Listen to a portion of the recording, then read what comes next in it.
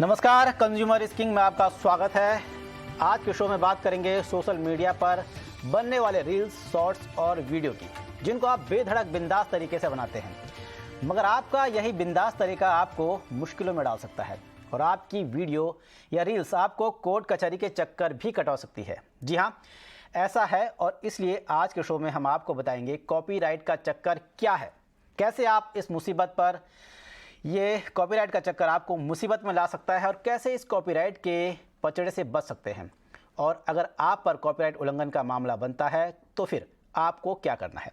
हमारे साथ आज शानदार मेहमानों का पैनल भी है जो इन तमाम मुद्दों पर सलाह देंगे, लेकिन पहले बात करते हैं सोशल मीडिया में कॉपीराइट उल्लंघन के चुनिंदा मामलों की। यह है पहला केस। हाल ही में राहुल गांधी और कांग्रेस के कुछ नेताओं के खिलाफ कॉपीराइट एक्ट के तहत एफआईआर दर्ज की गई। दरअसल चुनाव से पहले राहुल गांधी इन दिनों अपनी भारत जोड़ो यात्रा में लगे हुए हैं। वहीं उन्होंने अपनी इस यात्रा के प्रचार प्रसार के लिए सोशल मीडिया पर शेयर करने के लिए कई वीडियोस बनाए। इन वीडियोस में कांग्रेस ने केजीएफ के म्यूजिक का इस्तेमाल किया था, जिसके बाद म्यूजिक कंपनी ने उनके खिलाफ कॉपीराइट एक्ट के तहत मामला दर्ज करवा दिया। ये तो था एक केस। एक और केस आपको बताते हैं। हाल ही में एक मामला जो काफ़ी सुर्खियों में रहा वो था फरमानी नाच का, जिन्होंने हर हर शंभू गाना गाया, जिसको लेकर गाने की ओरिजिनल सिंगर अभिलिप्सा पांडा ने नाराजगी जताई और फिर कई विवादों के बाद फरमानी नाच के यूट्यूब चैनल से हर हर शंभू गाने को कॉपीराइट के बाद हटा दिया गया। ये मामला कोर्ट में ले जाने की बात हुई थी, लेकिन मामला गया नहीं। तीसरा मामला पिछले साल आया था, जब सोशल मीडिया में कॉपीराइट मामले में एक विवाद आया था कुमार विश्वास और अमिताभ बच्चन के बीच, जब दोनों आपस में सोशल मीडिया पर भिड़ गए। दरअसल कवि हरिवंश राय बच्चन की कविता नीड का निर्माण को डॉक्टर कुमार विश्वास ने रिक्रिएट करते हुए सोशल मीडिया में एक वीडियो बनाया, तो अमिताभ बच्चन ने इसे अपने पिता की बौद्धिक संपदा का अधिकार बताते हुए उल्लंघन माना।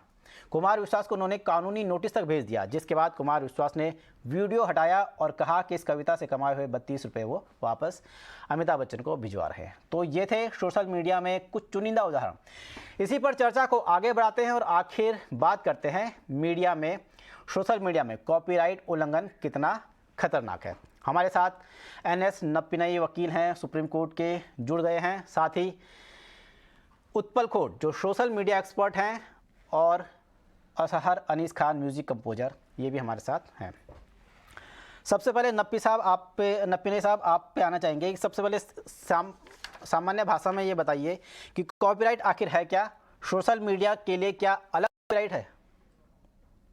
नहीं, सोशल मीडिया के लिए अलग कॉपीराइट नहीं है। कॉपीराइट तो सभी लिटरेरी वर्क्स, ऐसे अलग अलग सेक्शंस लगाया गया है। जैसे आपका मूवीज है, म्यूजिक है, ये सब के ऊपर कॉपीराइट है। प्रॉब्लम ये है अनिल जी कि जो भी हमको अभी ऑनलाइन मिल रहा है, हम समझ लेते हैं वो फ्री है। वो तो फ्रीली हमको मिल रहा है, मतलब आसानी से हम उसको तो इस्तेमाल कर सकते हैं या एक्सेस कर सकते हैं। उसका मतलब ये नहीं है उसको तो हम कॉपी करके दोबारा रिप्रोड्यूस कर सकते हैं। वही सिंपली पुट कॉपीराइट होता है, जो मेरा है, मेरे अधिकार के बगैर, मेरे लाइसेंस के बगैर कोई और इस्तेमाल नहीं कर सकते हैं। तो जो भी लिटरेरी वर्क मैंने बनाए हो तो उसके ऊपर मेरे ही अधिकार है। तो इसको तो किसी ने उल्लंघन किए हैं तो तब तो सिविल या क्रिमिनल वायलेशन हो सकते हैं। तो सिंपल सी बात यही है कि आपको तो जो भी ऑनलाइन मिल रहा है, जो भी एक्सेस दिए गए हैं, तो आप यूं समझ लीजिए आप जाके एक सीडी खरीद रहे हैं जिसमें तो कुछ मूवी का सॉन्ग्स है या कुछ सिंगर का सॉन्ग्स है। इसका मतलब ये नहीं है कि आप वो सीडी को आप प्ले कर सकते हैं, आप एंजॉय कर सकते हैं। दोबारा वो रिप्रोड्यूस करके कुछ और दूसरा कुछ लिटरेरी वर्क बनाना चाहते थे, या ऐसे जैसे एड्स में इस्तेमाल करेंगे, या दूसरे मूवी में किसी और मूवी का गाना इस्तेमाल करना है, ये सब चीजों के लिए लाइसेंस की जरूरत पड़ती है।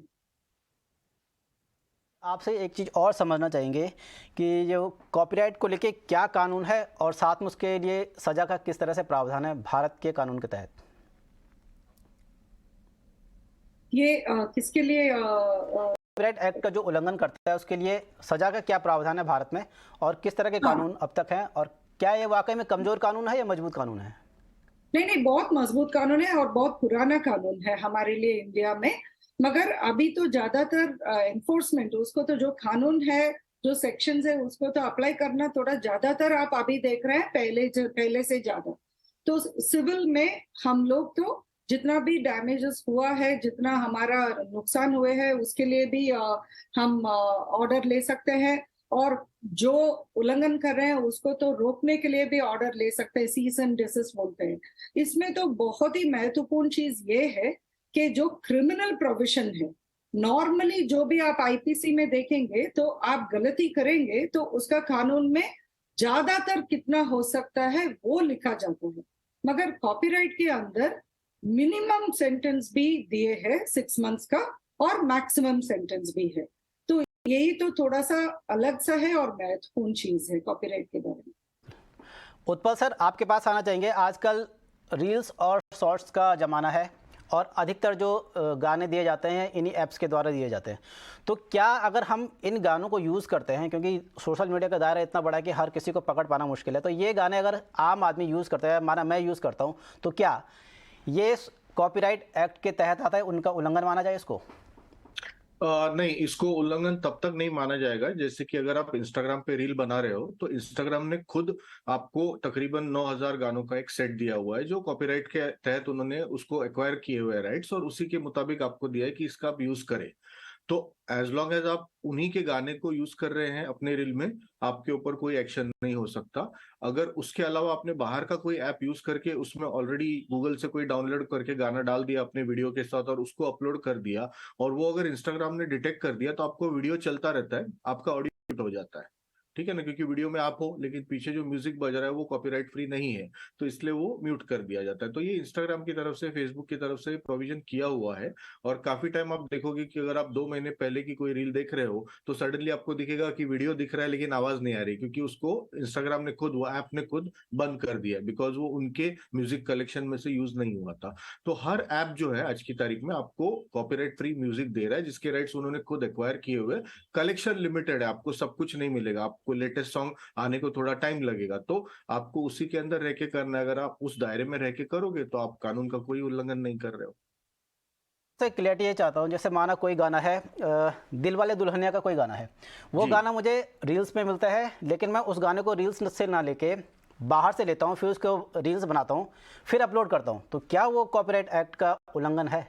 यस, वो कॉपीराइट एक्ट का उल्लंघन हो जाता है, और उसमें आपको मैसेज भी आ जाता है, तुरंत ही आता है काफी टाइम में, कि आपने आउटसाइड इंस्टाग्राम वाला गाना यूज किया हुआ है, आउटसाइड इंस्टाग्राम लाइब्रेरी वाला गाना यूज किया है, तो आप इसको अपलोड नहीं कर सकते। कई बार कई लोगों को मैसेज आता है, एल्गोरिदम्स कुछ इस तरह से बने हुए हैं कि कुछ लोगों को नहीं आता, वो बाईपास कर जाते हैं, आपका वीडियो अपलोड हो जाता है, लेकिन उसके बाद वो डिटेक्ट भी हो जाता है, डिटेक्ट होने के बाद वो म्यूट किया जाता है। बहुत अच्छी जानकारी थी ये। अरशद अनीर खान हमारे साथ जुड़ गए हैं। आपसे एक अहम सवाल ये जानना चाहेंगे कि आप लोग अपना म्यूज़िक बनाते हैं, कंपोज करते हैं, उसको कॉपीराइट एक्ट के तहत जोड़ते हैं। आजकल सोशल मीडिया के दौर में आपके लिए कितनी बड़ी चुनौती है अपने जो ये म्यूज़िक है इनको बचाना, इनको सुरक्षित रखना? जी, पहले तो कई तरीके की चुनौतियां आया करती थी, बट आई थिंक कि पिछले 2-3 वर्षों से काफी सेफ हो गया है मामला। बिकॉज क्योंकि अभी जैसे हमारे मित्र जिक्र कर रहे थे कि फेसबुक और सोशल मीडिया के आने के बाद से जितने ज्यादा कॉपीराइट्स और आईपीज की बढ़त हुई है, उसके अंदर अभी टाइम पे थोड़ा आज का युवा म्यूजिशियन बहुत ज्यादा सक्रिय हो गया, उसको पता है कि अपना म्यूजिक किस वक्त कॉपीराइट करवाना चाहिए। तो अमूमन बहुत सारे म्यूजिशियंस जिनको नॉलेज है इंडस्ट्री के बारे में, वो तुरंत ही अपना गाना रजिस्टर करा लेते हैं, और उससे आप ये हो जाता है कि आपका गाना एक तरीके से सेफ हो जाता है। और आई थिंक बहुत सारे लोगों को जिन्हें जानकारी नहीं है कि आप किस तरीके से रजिस्ट्रेशन करा सकते हैं अपने गानों का, तो बहुत सारी ऐसी सोसाइटीज है हमारे इंडिया में, म्यूजिक राइट सोसाइटीज, जो आपके गानों को एक पर्टिकुलर अमाउंट के बाद आप रजिस्ट्रेशन कर सकते हो, और as a music composer, as a singer आप अपने गानों को वहाँ पे रजिस्टर कर सकते हो। तो उसके बाद जो है आप काफी हद तक सिक्योर हो जाते हो, और अभी के वक्त में मेरे ख्याल से बिल्कुल ये चुनौती वाला काम नहीं, अगर आपको सही दिशा मिल जाए तो it's very easy for you. इसी में एक और सवाल है कि जैसे आजकल चुनाव आते हैं या कुछ और चीज़ें आती हैं, उनमें किसी का चेहरा यूज़ कर लेते हैं, गाना किसी का यूज़ कर लेते हैं, तो वो क्या एक तरह से आपके लिए कॉपीराइट एक्ट का मामला बनता है उसमें? जी बिल्कुल, कॉपीराइट एक्ट में एक चीज होती है जिससे हम इंटेलेक्चुअल प्रॉपर्टी राइट्स कहते हैं, आईपी। आईपी के तहत ये होता है कि अगर आप अपना गाना, चाहे वो संगीत के माध्यम से हो या विजुअल माध्यम से हो, या आप किसी का फोटो दिखा रहे हो या किसी का कोई सीन दिखा रहे हो किसी फिल्म का, तो वो एक तरीके से बहुत बड़ा उल्लंघन होता है, जो कि नहीं करना चाहिए। बिकॉज लोगों को, क्योंकि अलग अलग तरीके की 3 प्रकार की आईपीज हमारे यहाँ पे जो मान्यता से करी जाती, तो उस हिसाब से ये बहुत बड़ा उल्लंघन होता है, करना ये नहीं चाहिए। और जिस वक्त क्योंकि सोशल मीडिया, इंस्टाग्राम या फेसबुक या मेटा जिस तरीके से ऑपरेट कर रहा है हिंदुस्तान में, वो एकदम से डिटेक्ट कर लेता है और आपको एक, अभी तो पिछले कुछ महीनों से आपको एक नोटिफिकेशन आ जाता है ऊपर के जो भी आप ऑडियो और विजुअल आप यूज कर रहे हो, स्पेशली ऑडियो के अंदर, ये कॉपीराइट इसके ऊपर है और आप इसको नहीं यूज कर सकते, ऑटोमेटिकली आपके वीडियो को डिलीट कर देगा। और ये आईपी राइट्स के तहत ये बहुत बड़ा एक उल्लंघन है जिसे आप नहीं कर सकते। उसके बावजूद अगर आपको लगता है कि नहीं, आप किसी तरीके से इस गाने से या इस पर्टिकुलर चीज से जुड़े हुए हो, तो आप उसके लिए फिर आप डायरेक्ट म्यूजिक कंपनी से या उस पर्टिकुलर प्रोडक्शन कंपनी से आप बात कर सकते हैं। नपी नहीं मैडम, यही बड़ा सवाल है कि अक्सर चुनाव में हम यही चीज़ें देखते हैं, लगातार व्हाट्सएप पे इस तरह की वीडियो शेयर की जाती हैं, किसी का चेहरा बदल दिया जाता है, किसी का गाना यूज़ कर लिया जाता है, पॉजिटिव नेगेटिव दोनों एक्सपर्ट में। ये कितनी बड़ी चुनौती है? और जैसे कि असर बता रहे हैं कि ये कॉपीराइट का मामला है, लेकिन ये तो जैसे आम आदमी कर देता है, आम फैन कर देते हैं अपने सपोर्टर्स के लिए या अपने नेता के लिए, तो ये कितना बड़ा मामला बनता है और इसमें किस तरह से रोक लगनी चाहिए? मैं भी इंटरवीन करना चाहती थी। ये गलत होगा कि हम लोग ये सोचेंगे कि तो कुछ भी यूज ही नहीं कर सकते हैं लाइसेंस के बगैर। फेयर डीलिंग बोलते हैं हम कॉपीराइट एक्ट के अंदर ही।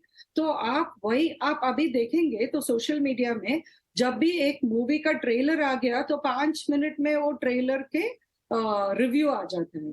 वो रिव्यू में ट्रेलर के छोटे छोटे टुकड़े इस्तेमाल करते हैं, तो वो फेयर डीलिंग में अलाउड है, क्योंकि वो जो रिव्यू है, वो ट्रेलर के बारे में बात कर रहा है, वो तो वही मूवी के बारे में बात कर रहे हैं, उसको ही क्रिटिसाइज कर रहा है या उसके बारे में अच्छा या बुरा जो भी हो वही बात कर रहे हैं।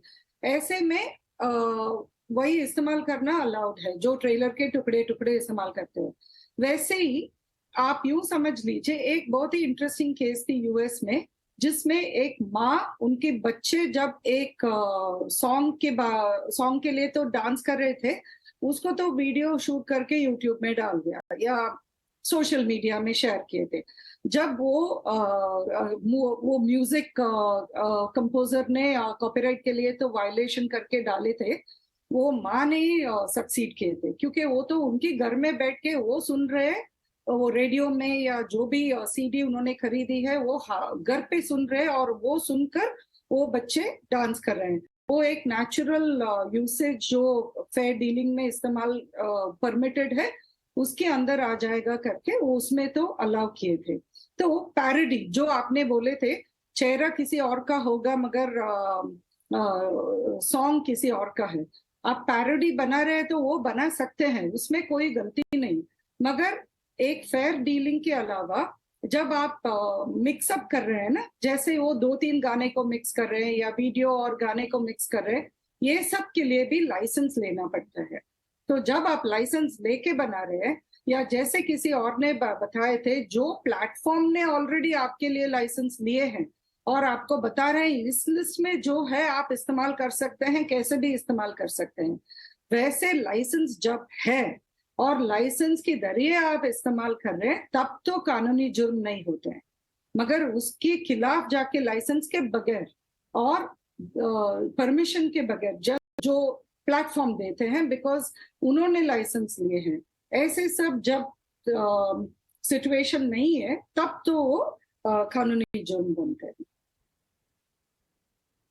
सोशल मीडिया के एक्सपर्ट से जानना चाहूँगा कि जैसे हम किसी का म्यूजिक इस्तेमाल करना चाहें, कुछ चीज़ें इस्तेमाल करना चाहें, थोड़ा सा हिस्सा इस्तेमाल करना चाहें, जैसे हमें कोई खबर दिखानी है सोशल मीडिया में, जो यूट्यूबर्स हैं उनको थोड़ा सा इस्तेमाल करना है, उसके लिए क्या नियम है और कितना इस्तेमाल कर सकते हैं, इसका कुछ जानकारी है?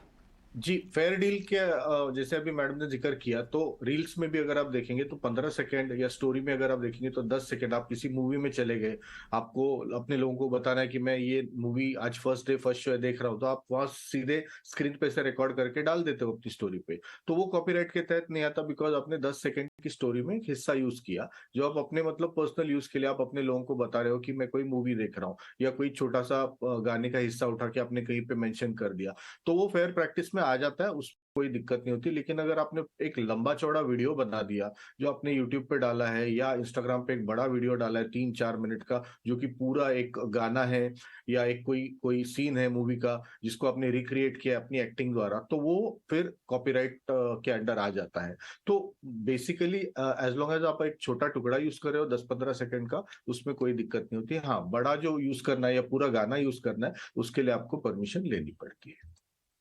बिल्कुल।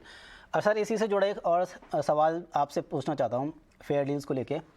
माना मैं कोई गाना गाता हूँ एक फैमिली फंक्शन में, और अगर वही गाना मैं दूसरे किसी बड़े शो में गाना चाहूँ, तो क्या दोनों सेम माने जाएंगे? दोनों में कॉपीराइट लगेगा या नहीं लगेगा, या किस में कॉपीराइट लगेगा? तक मेरी जानकारी है, अगर आप फेयर प्रैक्टिस के अंडर आप कोई फैमिली फंक्शन में कर रहे हो, घर के अंदर कर रहे हो, तो उसको मतलब एक not just law point of view से एक एक अपनी खुद की नैतिक जिम्मेदारी भी समझ के इसको हम लोग मतलब कंसिडर करते हैं कि ये कॉपीराइट फ्री है। लेकिन अगर आप कहेंगे कि किसी शादी में हम कर रहे हैं, वो भी हमारा पर्सनल वही है करके, तो शादी ब्याह में संगीत होना ये तो परंपरा हमारी रही है पहले से। लेकिन केजीएफ का म्यूजिक होना या किसी नई फिल्म का म्यूजिक होना, ये परंपरा तो नहीं थी। तो अगर आप किसी नई फिल्म का म्यूजिक रिक्रिएट कर रहे हो, उठा रहे हो, तो उसके लिए अगर आप परमिशन लेते हो या थोड़े से पैसे उसके लिए भर देते हो, तो मेरे ख्याल से उसमें कुछ गलत नहीं है। मतलब यूजर को भी तकलीफ नहीं, प्रोड्यूसर की भी तकलीफ नहीं, दोनों एट पार रहेंगे उस केस में। उसमें लड़ाई जैसी कोई बात है ही नहीं। तो अगर अगर बड़े शादी के फंक्शन में जहाँ पे आपने किसी इवेंट मैनेजमेंट कंपनी को बहुत लाखों का कॉन्ट्रैक्ट दिया हुआ है अपनी बेटी की शादी का, तो उसमें थोड़े से पैसे अगर और दे दोगे उस म्यूजिक को यूज करने के लिए, तो क्या दिक्कत हो जाएगी। हाँ, कोई घर में फंक्शन हो रहा है, कोई बर्थडे पार्टी है, या 10-20 लोग घर में 4 फैमिलीज इकट्ठे होके गा रहे हैं, तो वो फेयर फेयर डील के अंदर आ जाता है, फेयर प्रैक्टिसेस में आ जाता है। उसके लिए आपको कोई परमिशन लेने की जरूरत नहीं है, कोई पैसे भरने की जरूरत नहीं है। बट अगर कोई बड़ा फंक्शन हो जो जो कमर्शियल वैल्यू लाया हुआ हो, तो वहां पे मेरे ख्याल से आपको खुद नैतिक जिम्मेदारी मान के उसके लिए जो भी परमिशन है वो लेना चाहिए, ऐसा मेरा मानना है। सर, आपसे यही सवाल आपसे ही पूछना चाहूँगा कि क्या आप लोगों के नियम होते हैं, किसको आप फेयर डील मानते हैं और किसको नहीं? देखिए सर, जैसा आपने जिक्र किया, मेरे मित्र भी जिस तरीके से कह रहे थे, एक नैतिक जिम्मेदारी भी होती है। अगर आप पे वो पारिवारिक फंक्शन है, अगर वहां पे कैमरा या कमर्शियल मार्केट का वो उपयोग नहीं हो रहा है, क्या वो गाना कहीं पे पर से यूट्यूब पे नहीं जा रहा है या किसी चैनल के माध्यम से नहीं जा रहा है, तो it is a fair deal कि आप उसको कर रहे हो, या तो उसको ऑर्केस्ट्रा पे रिकॉर्ड कर रहे हो, आप -1 ट्रैक पे रिकॉर्ड कर रहे हो, दैट इज फेयर। अगर आप वही गाने को अगर आप कहीं अपलोड कर रहे हो, आपकी शो रील बना रहे हो, तो वहां पे फिर एक तरीके से हो जाता है कि वहां पे आपको कॉपीराइट एक्ट की तरफ आपको वो खींच सकता है। उसके दो रीजन ये है कि एक तो हो गया पर्सनल यूज और सेकंड हो गया प्रोफेशनल यूज। तो अगर वो चार दीवारी के अंदर या एक प्राइवेट फंक्शन के अंदर हो रहा है तो दैट इज फाइन, बिकॉज अमूमन होता ही है कि अगर आप वही म्यूजिक -1 ट्रैक पे चला रहे हो, तो then that's the same music जो इस्तेमाल होता फिल्म में या सीरीज में या म्यूजिक एल्बम में। बट अगर आप उसी को ऑर्केस्ट्रा पे या कहीं गा रहे हो, तो ना थोड़ा धुन चेंज हो जाता है, जिसको हम रीअरेंजमेंट्स बोलते हैं, जो आर्टिस्ट लोग कवर बनाते हैं, वो इसीलिए उस पर कॉपीराइट नहीं होता अमूमन, क्योंकि उसके अंदर या तो आप थोड़ी धुन चेंज कर रहे हो, या तो उसके अंदर स्केल नोटेशन चेंज हो रहे हो, अपना कुछ ऐड ऑन कर रहे हो, तो इसलिए कई दफे कवर्स के ऊपर कॉपीराइट नहीं होता। और बहुत सारे ऐसे गाने भी हैं जिनकी जो कॉपीराइट फ्री है, लाइक ऐसे बहुत सारे नुसरत फतेह अली साहब के गाने हैं, लता दीदी के कुछ गाने हैं, सारे गाने से बहुत सारे, और अलग अलग लेबल्स ने अपने कुछ ऐसे म्यूजिक है या संगीत है, मूवी का बोलो या एल्बम का बोलो, विच इज कॉपीराइट फ्री। तो अगर आप उसको गा रहे हो तो कोई इशू नहीं है, बिकॉज वो ऑलरेडी किसी इंटरप्रिटेशन में आता नहीं है। लेकिन अगर वही चीज को आप कमर्शियल प्लेटफॉर्म पे जा रहे हो, गा रहे हो, जैसा कोई रियलिटी शो है, आपसे भी संपर्क तो करता है, क्या ऑफकोर्स थोड़ा एक रियलिटी शो का आप गाना कर रहे हो, उनसे परमिशन वो पहले ले लेते हैं। Hello, can you hear me now? Utpal sir, आपसे एक बड़ा इंटरेस्टिंग आपको किस्सा सुनाता हूँ। एक बार एक जो क्रिएटर था उसने कोई वीडियो बनाया, जहाँ पे उसने वीडियो बनाया वहाँ पे शायद कोई शादी की बारात चल रही थी। उसका म्यूज़िक उसके जो वो कमेंट्री करता था उसमें आ गया। जब उसने अपलोड किया तो वो कॉपीराइट एक्ट के तहत उसको कॉपीराइट क्लेम या कॉपीराइट स्ट्राइक जो भी था वो आ गया। उसने मुझसे ये बताया था। तो क्या ये जाने अनजाने में जो कॉपीराइट क्लेम है ये बड़ा जो माना जाए इसको कि ऐसे में भी कॉपीराइट आ सकते हैं क्या? नहीं, ये तो फिर वो डिपेंड करता है कि जो अरेंजर है जिनके पास राइट्स है वो उसको किस तरीके से ट्रीट करते हैं। जब वो उनकी तरफ से ऑब्जेक्शन आता है तो आपको एक पीरियड मिलता है जब आप उसको अपने आप को एक्सप्रेस कर सकते हो, अपना जस्टिफिकेशन दे सकते हो। तो अगर आपका जस्टिफिकेशन उनको सही लगा, हालांकि 99% टाइम उनको वो सही नहीं लगता, लेकिन अगर आप दिल से उसको एक्सप्लेन करो कि भाई मैं अपना वीडियो बना रहा था, बैकग्राउंड में वो आ गया, मैंने जानबूझ के वो नहीं किया है, और अगर आपकी स्टोरी कन्विंसिंग इनफ है तो अदरवाइज तो कोर्ट के दरवाजे हमेशा खुले। अगर आपको लगता है कि आपने जानबूझ के नहीं किया है, गलती से हुआ है, और आपका कमर्शियली कुछ पैसे कमाने का इंटेंशन उस गाने की वजह से नहीं था, बल्कि सिर्फ अपनी अपनी स्टोरी दिखा के दुनिया को करने के लिए था, तो आप डेफिनेटली लॉ को अप्रोच कर सकते हैं, पता कर सकते हैं कि इसमें क्या किया जाए, और जो ऑनरेबल कोर्ट है वही इसी में मतलब अपना डिसीजन दे सकता है, which is fair for both the parties. बिल्कुल। नहीं मैडम, अगर किसी को कॉपीराइट जाने में अनजाने में आ जाता है तो ऐसी स्थिति में क्या किया जाए? एक तो क्रिमिनल जुर्म तब भी होता है जब आप जानबूझकर किसी और का कॉपीराइट इस्तेमाल करते हैं। गलती से, जैसे अभी आपने बात कर रहे थे, गलती से हो गया तो उसका तो क्रिमिनल नहीं होता है।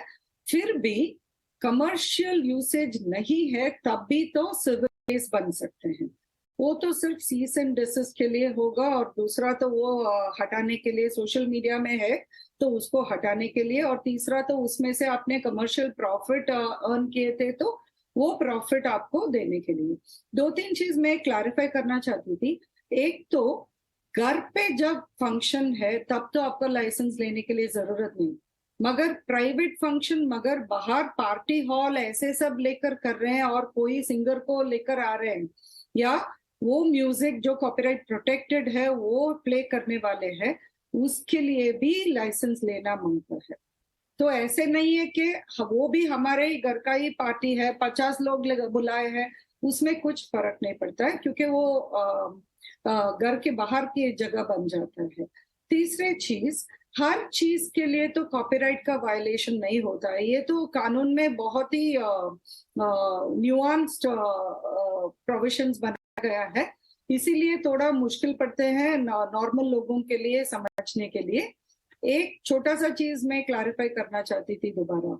न्यूज आइटम हो, आज तो हम, आपको पता है हम लोग तो बहुत दुखी है क्रिकेट के मामले में, तो वो न्यूज के बारे में आप थोड़ा क्लिपिंग डालकर या उसके बारे में बात कर रहे हैं, उसमें तो जब आप डाल रहे हैं ना वो क्लिपिंग, उसमें तो जब न्यूज के लिए तो इस्तेमाल कर रहे हैं तब तो वो वायलेशन, कॉपीराइट वायलेशन नहीं होता है। और जो आपने बताए थे, ये तो कुछ वीडियो शूट कर रहा था पीछे से, कुछ शादी से म्यूजिक आ गया, मेरे हिसाब से वो कॉपीराइट वायलेशन नहीं होता है, क्योंकि जैसे मैं आपको वो बोली थी, वो जो केस जिसमें वो बच्चे डांस कर रहे थे उसके हिसाब से ही होगा। ये तो आप तो कहीं पब्लिक प्लेस में शूट कर रहे हैं, वो पब्लिक प्लेस में बहुत लाउडली किसी और ने म्यूजिक बजा रहा है और वो आपके वीडियो में आ गया, तो उसमें तो आपका सिविल या क्रिमिनल दोनों में भी नहीं होगा। यही तो कॉपीराइट तो इतना आसानी भी नहीं है समझने के लिए, मगर इतना मुश्किल भी नहीं है अप्लाई करने में। हम लोग प्रैक्टिकली ये सोचकर करेंगे किसी और का काम है, वो तो काम से वही तो पैसा कमाने वाला है, इतना ज्यादा भी नहीं है, क्योंकि ये सब लाइसेंसेस तो कॉपीराइट सोसाइटीज की तरफ से आते हैं, आपको तो बंचअप करके आता है, तो इतना ज्यादा भी खर्चा नहीं होता है। तो कोई और का कमाई है, ये कोई और का काम है, हमको तो उसको इज्जत करना चाहिए, ये समझकर हम करेंगे ना, तब अपने आप हम लोग तो कानून की बाउंड्रीज के अंदर रहेंगे। शुक्रिया मैडम इन तमाम जानकारी के लिए। तो आप सभी मेहमानों का बहुत बहुत स्वागत है। हमारे पास वक्त ख़त्म हो चुका है। फिलहाल 18 आवर्स स्वदेश देखने के लिए बने रहिए हमारे साथ। देश और दुनिया की तमाम खबरों को देखिए हमारे साथ स्वदेश और में थोड़ी देर में। नमस्कार।